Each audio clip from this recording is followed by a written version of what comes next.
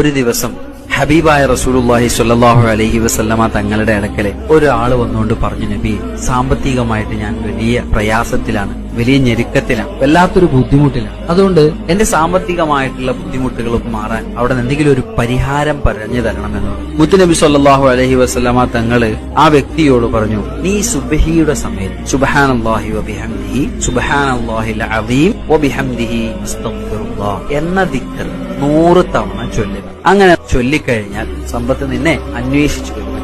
ഈ മനുഷ്യൻ തിരിച്ചുപോയി. അദ്ദേഹം കുറച്ച് നാളുകൾക്ക് ശേഷം ഈ ദിക്ർ വളരെ കൃത്യമായിട്ട് ചെയ്തു. അദ്ദേഹം തിരിച്ചു ഹബീബായ റസൂലുള്ളാഹി സ്വല്ലല്ലാഹു അലൈഹി വസല്ലമ തങ്ങളുടെ അടുക്കൽ വന്നുകൊണ്ട് പറഞ്ഞു, നബിയെ, അങ്ങ് പറഞ്ഞതുപോലെ ഞാൻ എല്ലാ ദിവസവും സുബഹിക്ക് ദിക്ർ ഞാൻ ചൊല്ലി. അത് ചൊല്ലി ഇപ്പൊ എന്റെ അവസ്ഥ എന്താന്ന് ചോദിച്ചു കഴിഞ്ഞാൽ എത്ര പണം ഇങ്ങനെ കുതിച്ചു വന്നിട്ട് ഇതെവിടെ കൊണ്ടുപോയി വെക്കണം എന്നറിയാത്ത അവസ്ഥയിലാണ് ഞാൻ.